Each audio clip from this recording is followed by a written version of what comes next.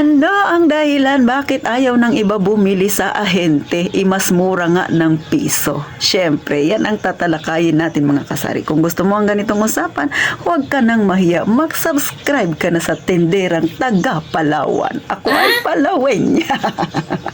At siyempre mga kasari, pakishare na rin ang aking video kung hindi kayo busy. At huwag kakalimutan i-like na rin ito para dumami-dami pa tayo mga kasari. Sige na please, paabutin nyo na ng 1K subscribers si Ate Tintin. Nakikiusap na ako.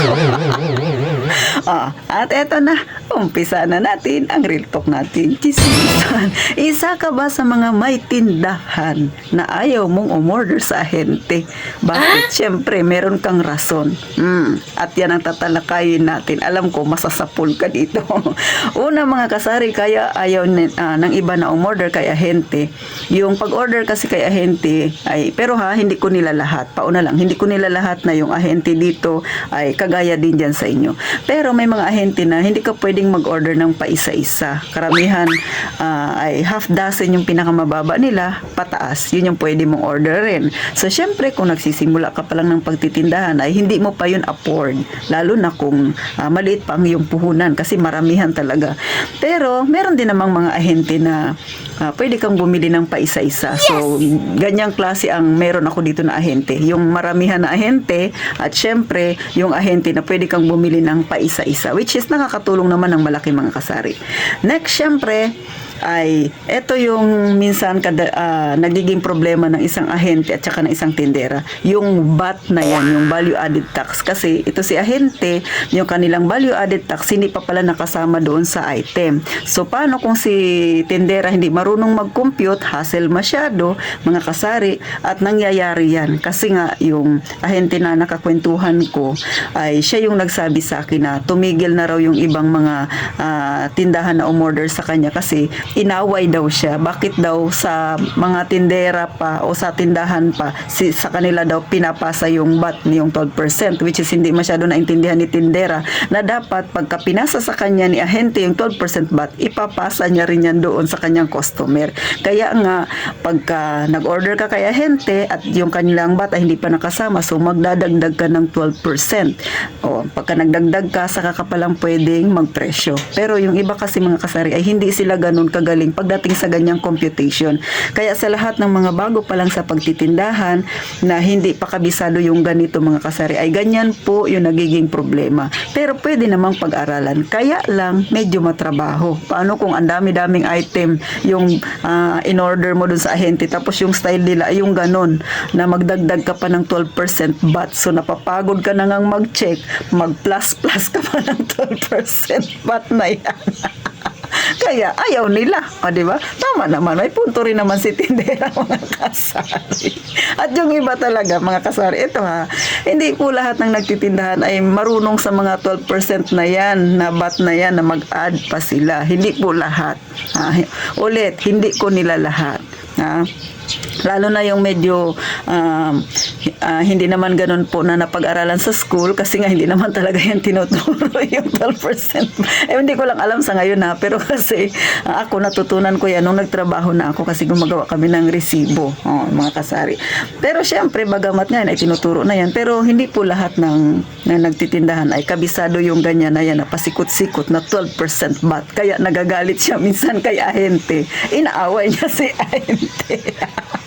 So, yan po siya mga kasari. Next, syempre, pangatlo sa kadahilanan bakit ayaw nilang kay ahente umorder ay dahil po kulang-kulang minsan ang dinideliver. Nangyari na yan sa akin. Expected ko, ang babayaran ko ay nasa 2,000. Yung dumating sa akin, wala pa 1,000. So, ang daming kulang. Paano yun? Yung in-order ko sa kanila ay mahahalagang item yun na dapat ko nang ma-display kasi zero balance na yung paninda ko na ganong klase. Diba? Nakakainis. Kaya naisip ko minsan, ba't pa ako mag-order sa kanila? Wala rin naman pala silang maibibigay sa akin. Dito na lang ako sa grocery store. So, isa yun sa kadahilanan na nagiging kulang-kulang yung kanilang item na ma-deliver sa'yo. Siyempre, hindi naman ikaw ang priority nila. Ang priority nila yung mga malalaking company. So, pangalawa na lang tayo mga kasari. Kaya pag minsan naubusan sila ng ganong item, ay wala talaga tayong marireceive ng mga may tindahan. At syempre, pang-apat at huling kadahilanan kaya ayaw nila kay ahente mag-order ng mga kanilang paninda, mga kasari. Ito yung nangyari sa akin. Yung binigay sa akin ay iba. Parehas sila ng corned beef yung in-order ko, pero iba yung dumating sa akin na grams. Di ba may mga grams yan? 150, 175, 260, ganun siya. So yung order ko ay 175, ang binigay sa akin 150. So lugi ako. Kasi yung binayaran ko ay pang 175, mas mahal. Tapos yung ibinigay sa aking item ay 150 grams, mas mababa. Ngayon, eto na. Wala sanang problema kasi pwede namang palitan. Ang problema, halos isang buwan mong isisettle yan doon kay ahente. O diba? Nakakainis. Imbis na mapaikot mo na sana yung pera mo, na-stuck ka doon. Hindi mo naman kasalanan yun. Kasalanan yun na nag-deliver sa'yo. Kaya, hindi natin masisisi na yung ibang tindahan, mas prepared nila ang bumili na lang sa grocery store kaysa kay ahente. Kasi dito sa amin mga kasari, ang style ng ibang ahente ay kukuha yan ng order mo, kunwari ngayon, kukuha ng order mo Miyerkules, kinabukasan Huwebes ang delivery niyan. So iba yung kukuha ng order si ahente, pagka diniliver yan, iba rin yung magdi-deliver sa'yo. So ngayon magagalit ka doon kay delivery man, bakit ito yung binigay niyo sa akin, mali naman ito. Sasagot si delivery, ito man po yung nakalagay dito. Minsan kasi tama naman yung ibinigay mo kay ahente, pagdating sa kay ahente, pagdating doon sa opisina nila, mali yung nalalagay na nai-encode ni opisina. Syempre, kung ano yung lumabas doon sa papel, yun lang din yung kukunin ni delivery. So, ang minsan ang may mali doon ay yung taga-opisina. So, nangyayari yung ganun. Minsan, parehas naman sila may mali. Kaya, yan pinaka-hassle talaga pag bumili ka kay ahente, mga kasari. At saka dapat, magdo-double check ka talaga. Ikaw na tindera ka, lalo kung baguhan ka pa lang sa mga ganitong larangan, lalo na mag-order ka kay ahente, make sure talaga na i-double check yung resibo, pati yung product. Kasi ako na-experience ko na yan mga kasari, no? Iba nga yung diniliver sa akin. So, lugi ako doon. Tapos, ito na yung masaklap, ibabalik mo sa kanila, papapalitan mo ng item. Ang tagal-tagal, isang buwan. Kaya, maiinis ka talaga. Kaya, alam ko na kung bakit yung iba ayaw nilang mag-order kay ahente. So, ikaw ba isa sa mga ganyan?